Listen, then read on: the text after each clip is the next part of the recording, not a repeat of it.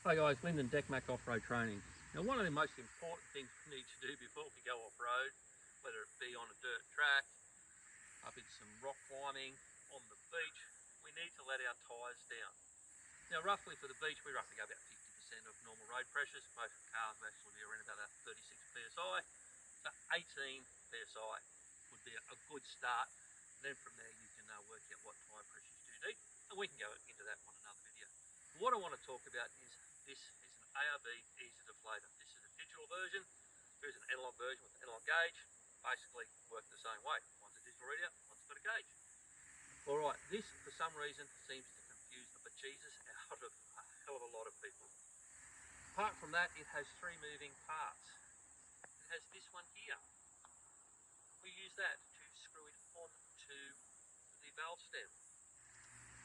We have this bit here. This unscrews the Schrader valve. And this bit here, when we push it back, lets the air out. Push it forward, stops the air, we get a reading on the gauge. When it's in the position of letting the air out, we don't get an accurate reading because there's no resistance on the gauge itself. Push it forward and we get a reading. Now, we're going to put it on the tyre, give it a whirl, see how we go. Take the valve cap off. I don't like putting these down on anything, so I put them in my pocket.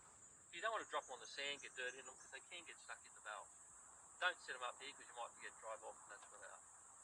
Alright, so, tip, screw it on, screw it out, let it out. Pretty simple. So we screw it on, using the middle one. We screw it all the way on until it will not go any further. We are on.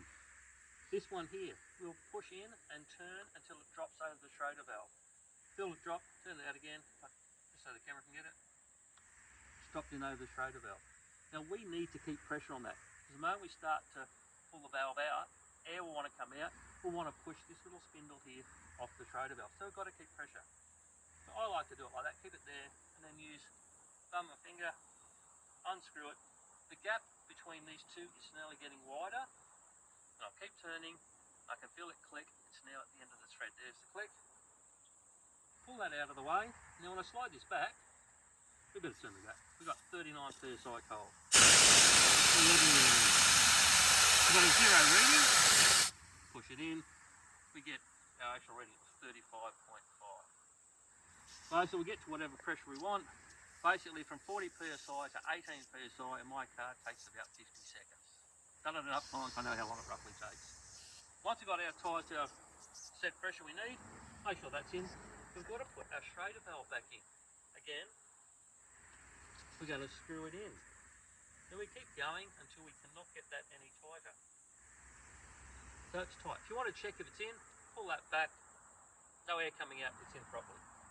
And then we screw it off. And that is as simple as it gets. So, in summary, screw it on, screw it out, slide to let it out. Screw it on in a clockwise direction, screw the Schrader valve out in an anti-clockwise direction, and slide that back to let the air out.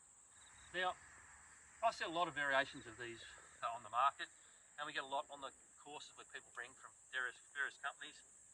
These, hands down, still work the best. Basically, the amount of times I've had to get mine out to help people because their gauge is not reading correctly, it gets all sorts of weird readings, or it's just not working.